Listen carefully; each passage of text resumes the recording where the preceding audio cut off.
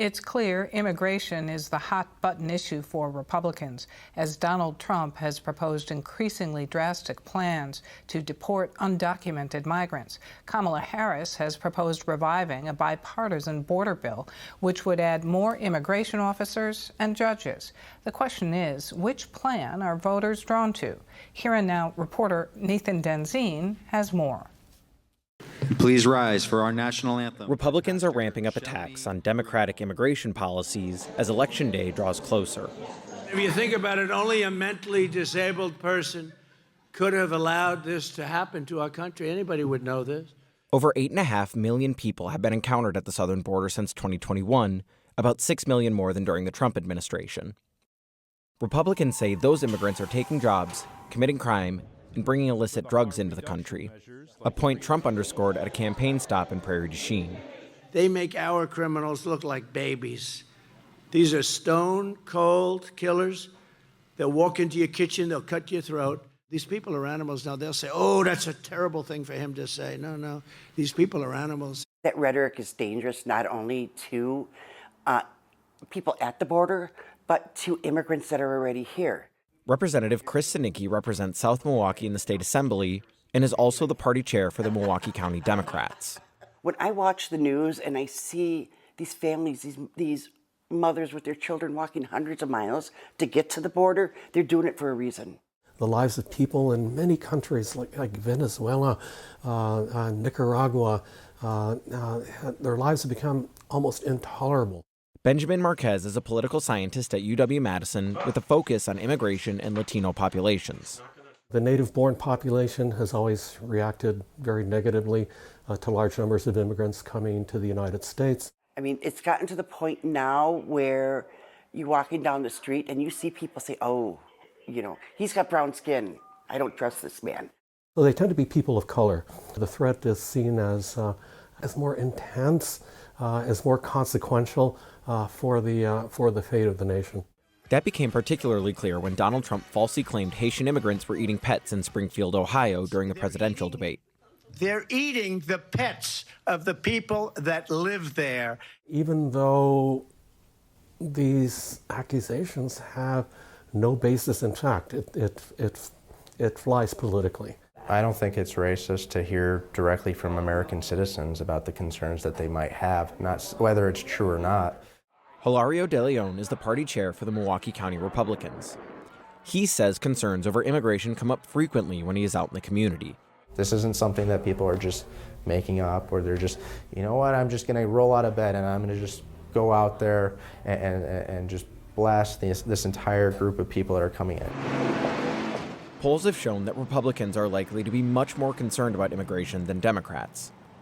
De Leon says he's heard concerns in Milwaukee that undocumented people are receiving help before local neighborhoods. These are people who live in these neighborhoods that feel like that they're being forgotten. They feel like that their voices aren't being heard and they're being pushed aside. He says concerns include illegal drugs like fentanyl coming in through the southern border and undocumented people committing crime. But data has shown that most smuggled drugs, including fentanyl, are brought by American citizens through official ports of entry in their vehicles versus by migrants crossing the border. Undocumented migrants are also much less likely to commit crime or end up in jail than natural U.S. citizens. They are not going to go out and commit serious crimes because they are hoping to become legal citizens. If they commit these serious crimes, they cannot become a citizen of the United States. We're already dealing with enough crime as it is with the general citizen population here. Why would we want to add more crime onto that problem already? The Trump plan, if elected, hinges on a policy of mass deportation for the roughly 11 million undocumented migrants in America. The largest deportation operation in the history of our country, because we have no choice.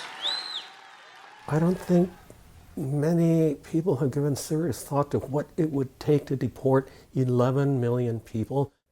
And if they were all deported, Marquez says industries around the country would be hurt. I mean, who's going to process meat in this country? Who's going to work the dairy farms? Studies have found that immigrants often make up more than 3/4 of labor on dairy farms. The jobs that are taken are the jobs that most people don't want to do. They're working in the fields, they're working in the kitchens, they're cleaning up manure. There's all these American citizens here that could use a job. I couldn't work in a dairy farm. I wouldn't last a couple days.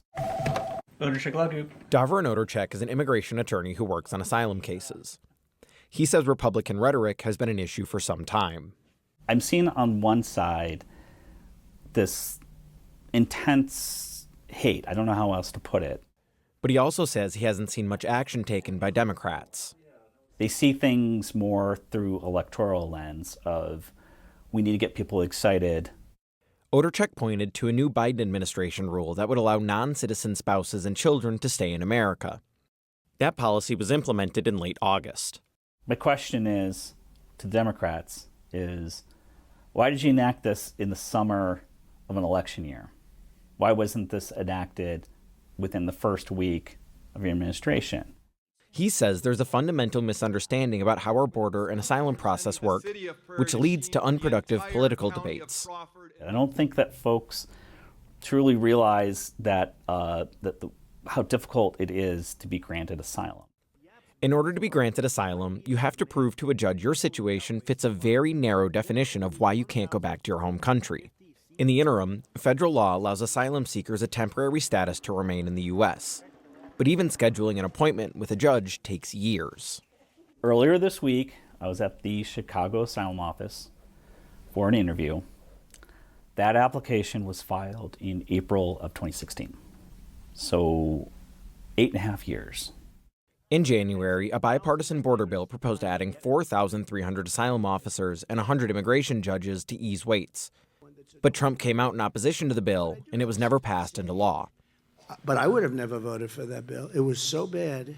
The problem is that you're looking at the numbers versus the resources that aren't keeping up with the demand. On her campaign website, Vice President Kamala Harris says she would bring back this bill if elected. She also recently signaled support for keeping even tougher asylum laws enacted by President Biden in June. Since then, encounters have decreased by about 55%. Democrats cannot afford to be branded as advocating, an open border. Just come on in and you're home free. Only time will tell which plan voters prefer and if the winner will actually improve conditions at the border. For Here and Now, I'm Nathan Denzine in